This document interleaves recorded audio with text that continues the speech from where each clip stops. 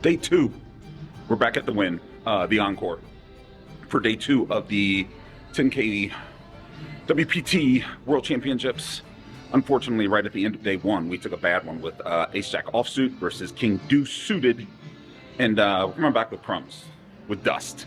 But you never know. You never know what can happen in these things. So, good luck to us.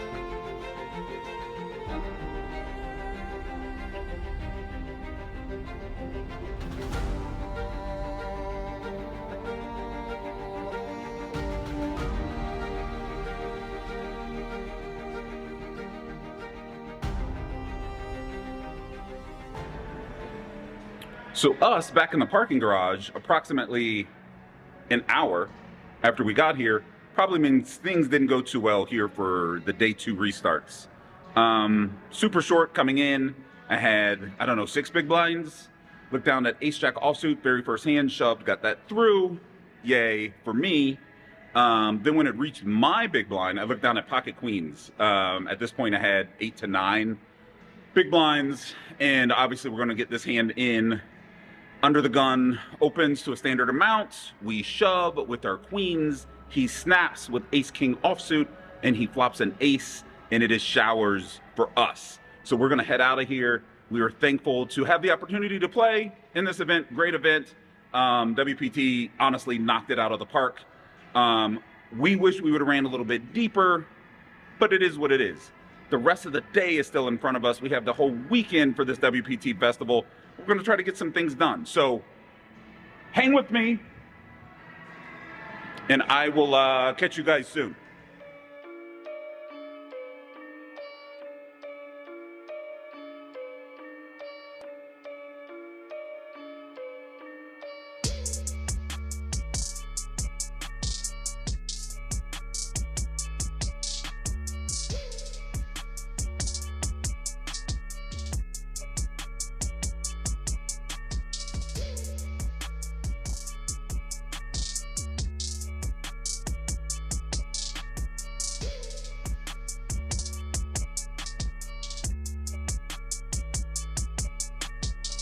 And just like that, the journey of Team Above the Felt in the WPT World Championship has ended.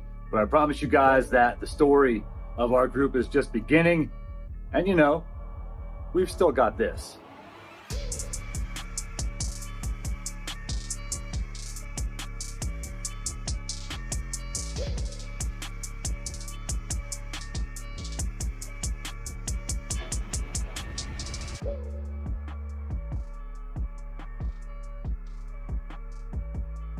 Definitely makes more interesting vlogs. Yeah. As do losing sessions. Yeah. Yeah. Sessions where you get like washed are the best. Yep. Like they always perform well for whatever reason. So much better. Like yeah. Yeah. You wanna be like this. You wanna be like this. You wanna be like this. You wanna be like this. Run it up. I've been running, but I'm never running out of luck. I get ready, then I do it, take it back and double up. Try to copy, but they never ever do enough. I can show you how it go down, cause I got enough to go round. How you want it, it's a short down. Calling me the goat now, let me show you how to get it. So today we start at the Aria. We're gonna start by meeting some old elementary school friends here at the Aria, grabbing some lunch at Javier's, and then potentially jumping into a game at the Bellagio. Say hi to Steph Play Spoker, everybody. And then ending up at the Encore. Are you taking off? I saw on your little note Javier's to block. Yeah. And I walked past Javier's and I was like, what is this? Oh, are you leaving? I think I'm gonna stay with one late tonight. Oh, that's right. Yeah. Okay. All right, talk to you later. All right. Javier's, Bellagio. Encore. That is the plan for today. Be like this. You wanna be like this. Let me show you how to get it. You wanna be like this. You wanna be like this. Let me show you how to get it like me. Get it like me. Cause the best is what I really might be. Let me show you how to get it. You wanna be like this. You wanna be like this.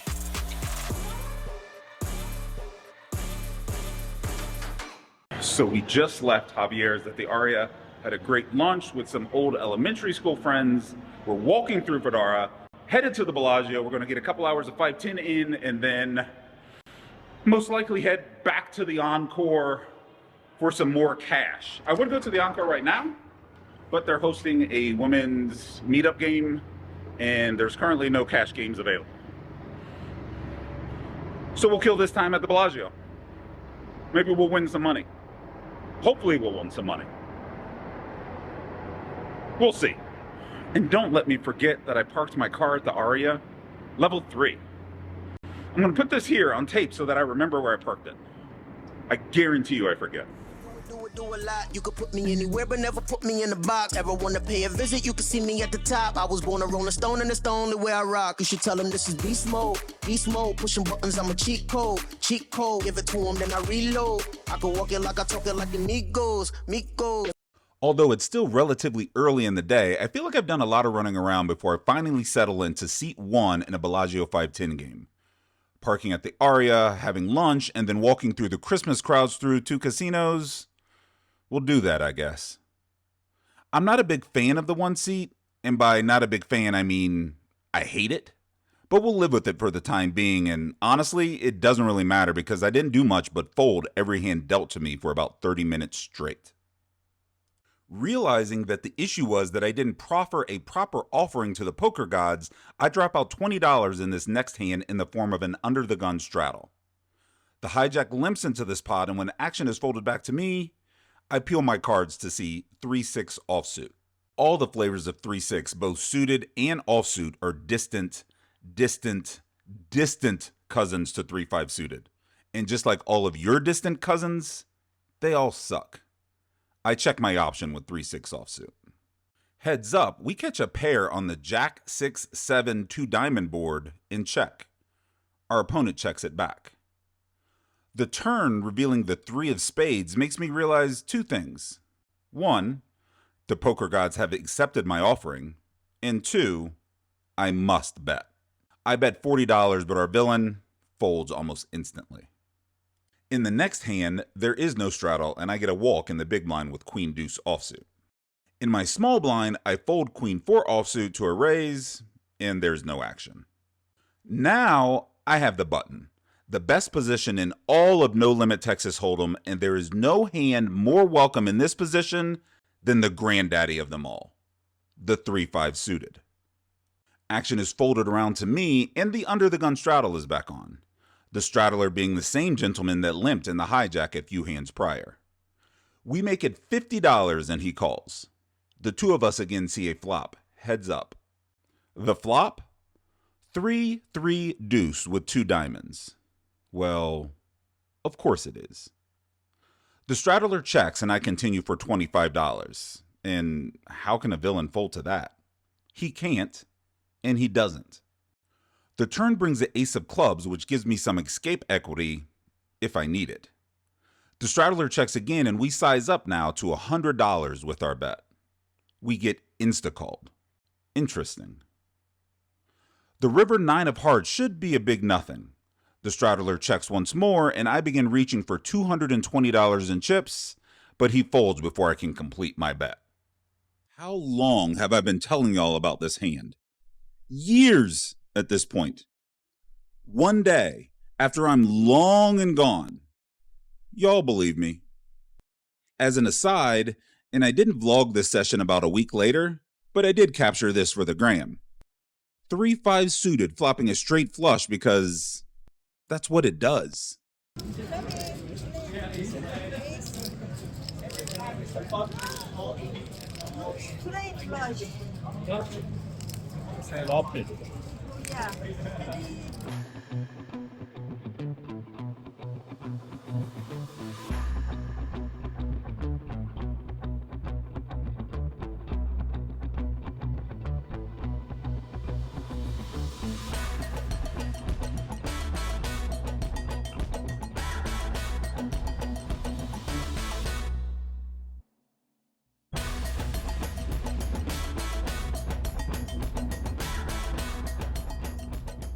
Here we open pocket fours to $30 from the small blind and the big blind calls.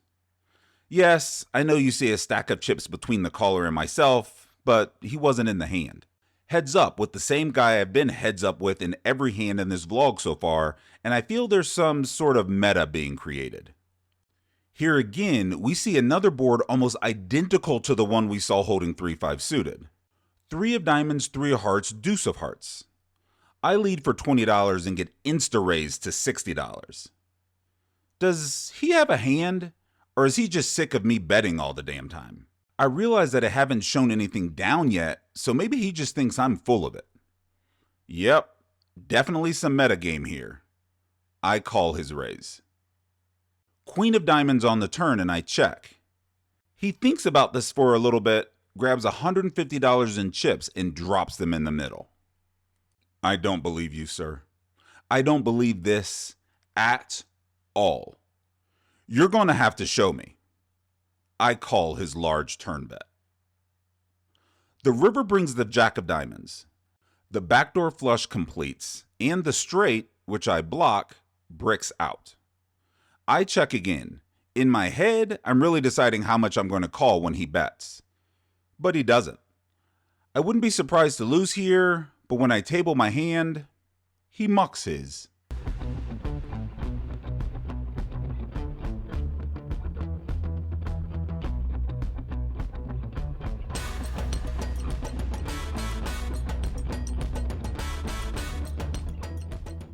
I started at a must-move game, and after an hour or so, I was called to move to the main game.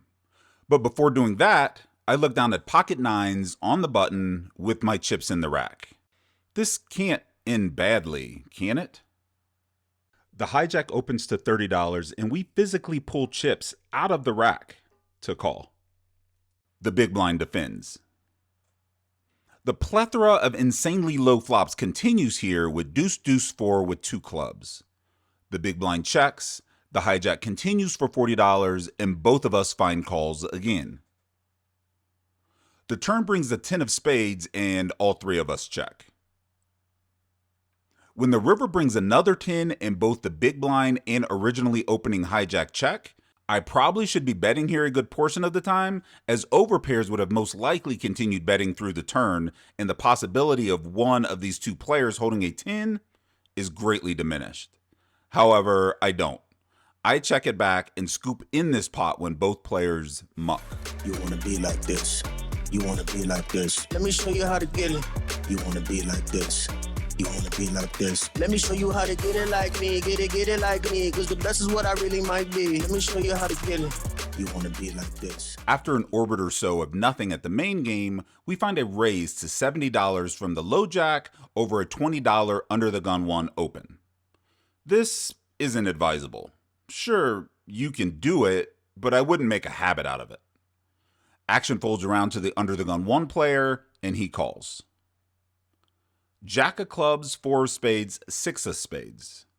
Not a fantastic flop for me, but not necessarily a bad one either. At least there's a club. But before we can begin attacking this board and or our villain, he just donks right into us for $60. Well, this is easy now. Fold. Be like this. You wanna be like this. You wanna be like this. You wanna be like this. You wanna be like this. A few hands later, we find ourselves opening 10-8 suited to $30 from the cutoff. We get raised to $70 from the button, which is a bit on the smaller side. With the 3-bet being smaller, we peel a little wider and call with our suited 1-gapper. Out of position, we see a flop of 10-9-5 with 2 spades. Our exact hand, as well as the range of hands we are calling 3 bets with from the cutoff, are pretty happy with this flop. We check to the razor, and if he bets, there could be some fireworks here. He wisely checks it back. The turn 5 of clubs changes things a bit. Theoretically, he should have more 5s than I do, as I'm not calling with as many 5s as he could potentially be 3-betting with. Either way, I decide to lead here using a really small size. I bet $20, which in retrospect is dumb. It doesn't really serve any purpose. He calls my idiotic bet. The river 4 of spades completes the front door flush, which we possess, and we continue leading. Sizing up this time, we make it $140, and he doesn't take too long with it before finding the fold.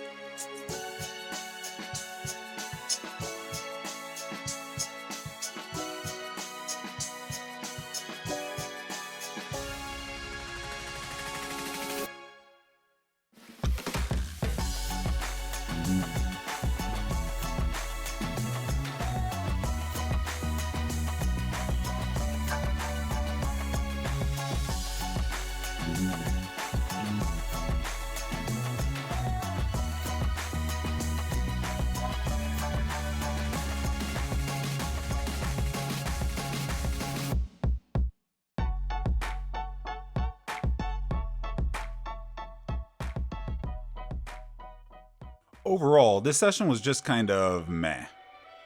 Card distribution had me folding for very long stretches of time, and I got into a lot of situations with hands that are strong enough to open, but not strong enough to call 3-bets. So they just had to fold pre-flop. It happens. Normal part of the game, but those small dings can add up over the course of a session. Granted, they're way worse if you call the 3-bet anyway, so you always choose the lesser of two evils. After a few hours here at the Bellagio, I decided to rack up and head out. Aria, elevators, level 3. We remembered.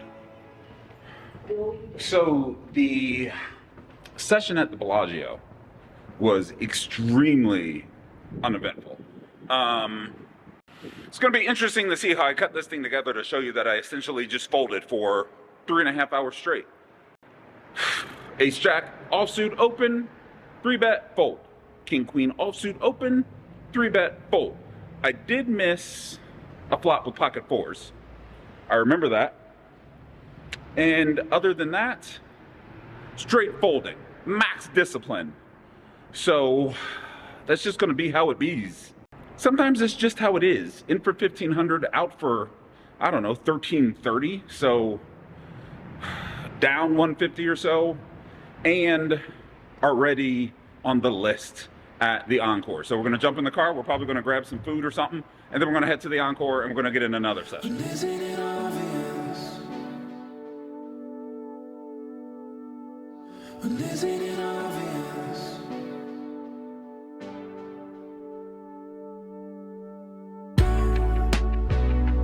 Don't need to calm down.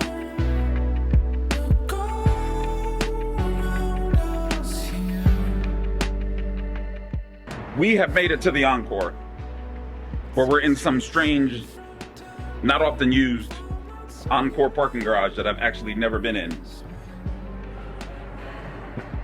And I'm lost. The Encore is so packed that the normal parking garage was full. So I'm in this backup parking garage, I guess. Let's hope we can find our way to the casino. I do remember that I parked on A3. Let's hope that helps.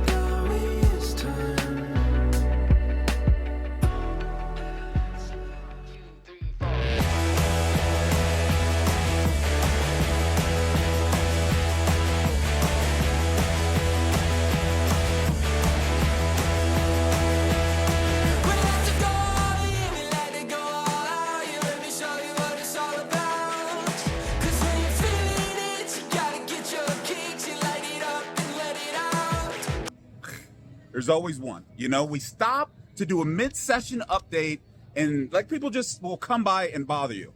Bunch of fans here. Let me say hi to some fans.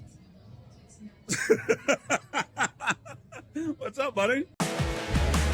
Everybody wanna talk the talk, and ain't nobody wanna walk the walk.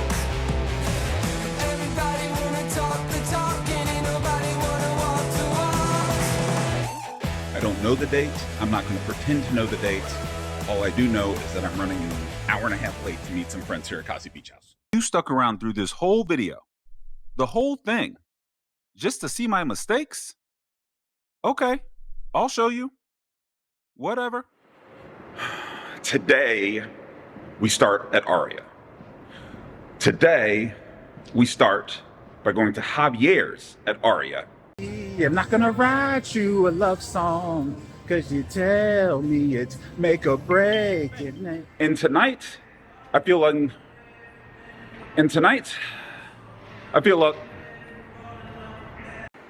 we happen to find ourselves in bad lighting. No, really. And I've just decided to vlog. I literally just decided this 30 seconds ago. So, picked up the camera, turned it on. We're gonna do the thing tonight. Happens to be day 3 of the Win World Championships, and our buddy, it happens to be day 3 of the Win World Championships, and our buddy Conrad is still in there. Let's go, Connie.